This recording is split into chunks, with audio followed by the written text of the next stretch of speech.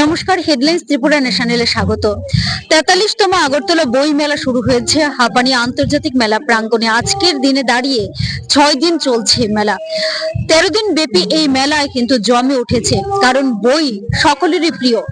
বই ভালোবাসে না এমন হয়তো খুঁজে পাওয়া দুষ্কর, কারণ বইয়ের যে গন্ধ, সেই গন্ধের টানে কিন্তু আমাদের বই মেলাতে অবশ্যই ছুটে আসতে হয়। সকলকে নিয়ে এই বই মেলা বিশেষ করে আজকের দিনে দাঁড়িয়ে জমে উঠেছে। আমরা দাঁড়িয়ে রয়েছি যে এখানে বিভিন্ন স্টল রয়েছে। আমরা যে স্টলের সামনে দাঁড়িয়ে রয়েছে, আপনারা দেখতে পাচ্ছেন পারুল প্রকাশনী স্টলের সামনে দাঁড়িয়ে রয়েছি। এই বই মেলাতে এইবার ১৭৮টি স্টল রয়েছে এবং বহিরাজ্যে রয়েছে ৪২টি স্টল। আমরা কথা বলবো এইবারের ৪৩তম বই মেলায় বেচা বিক্রি কেমন হচ্ছে আজকের দিনে দাঁড়িয়ে। আজকে কিন্তু ৬ দিন চলছে বই মেলা এবং ঠান্ডা রয়েছে, ঠান্ডার একটা দাপট রয়েছে। তা সত্ত্বেও যারা বই প্রেমীরা রয়েছেন তারা তো বইয়ের টানে অবশ্যই আসবে। তবে বেচা বিক্রি কেমন হচ্ছে এবারের ৪৩তম বই মেলায়? পারুল প্রকাশনী প্রত্যেক বছরে তারা এই আন্তর্জাতিক মেলায়, বিশেষ করে বই মেলাতে, হাপানি আন্তর্জাতিক মেলা প্রাঙ্গণে বেশ কয়েক বছর ধরে চলছে এই বই মেলা। এবং এই বই মেলা, হাপানি আন্তর্জাতিক মেলা প্রাঙ্গণে কেমন বেচা বিক্রি হচ্ছে প্রত্যেক বছরে নিয়ে, বেচা বিক্রি কি এবছর আগের তুলনায় অনেকটা ভালো নাকি, সেই ব্যাপারটা আমরা কথা বলবো। হেডলাইন্স ত্রিপুরা চ্যানেলে আপনাকে স্বাগত। নমস্কার। আজকের দিনে দাঁড়িয়ে ৬ দিন চলছে বই মেলা, বেচা বিক্রি কেমন হচ্ছে? মোটামুটি ভালোই। রবিবারও ভালো ছিল। আগামী সামনের শনিবারটা তো আপনার সেকেন্ড স্যাটারডে পড়বে, তো আশা করি ভালো হবে, রবিবারও ভালো হবে। অন্যান্য বছর থেকে কি এবছরের বেচা বিক্রিটা ভালো হচ্ছে? একটু কম এই বছর। কমটা কেন বুঝতে পারছি না, কি শীতের জন্যই মানে ক্রেতারা আসছে না নাকি? তবে সামনে তো মাধ্যমিক, উচ্চ মাধ্যমিকের পরীক্ষাও রয়েছে, তো বিশেষ করে আপনাদের এখানে কোন কোন বইয়ের চাহিদাটা বা কোন কোন বই এভেলেবেল রয়েছে? আমরা মাধ্যমিক স্টুডেন্টের জন্য যারা 2025-এ পরীক্ষা দেবে তাদের জন্য আমরা মাধ্যমিক সাজেশন করেছি। আর ইদানিং বের হয়েছে মাধ্যমিক টেস্ট পেপার, নন বিদ্যাজ্যোতি যেটা। আর বিদ্যাজ্যোতি স্কুলের জন্য আমরা বিদ্যাজ্যোতি সাজেশন বের করেছি। 12-এর জন্য 12-এর সাজেশন বের করেছি।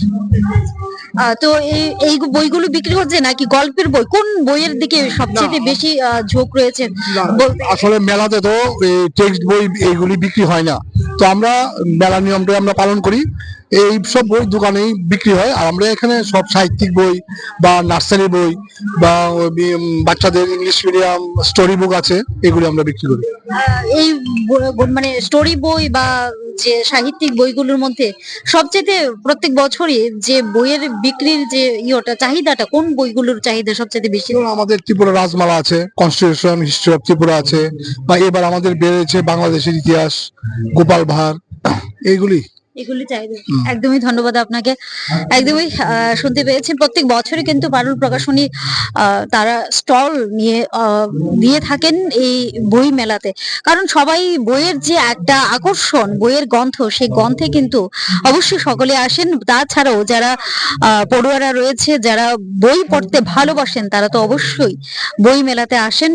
এবং সাহিত্যিক বইগুলোর চাহিদা মেলার মধ্যে, কারণ আমরা সবাই কিন্তু একটা বছর অপেক্ষা করে থাকি যার যার পছন্দের বইগুলো, সেই বইগুলো আমরা অনেক সময় কোনো বইয়ের দোকানে গিয়ে সেখানে খুঁজে পাওয়া দুষ্কর হয়েছে, বা বই মেলার মধ্যে কিন্তু নানা ধরনের বই পাওয়া যায়। তো সেই কারণে একটা বছর অপেক্ষা করে থাকি আমরা যারা বই পড়তে ভালোবাসি, সাহিত্যিক থেকে তার পাশাপাশি যারা ছোটরা রয়েছে, সেই ছোটরাও সেই বইয়ের জন্য কিন্তু আসেন।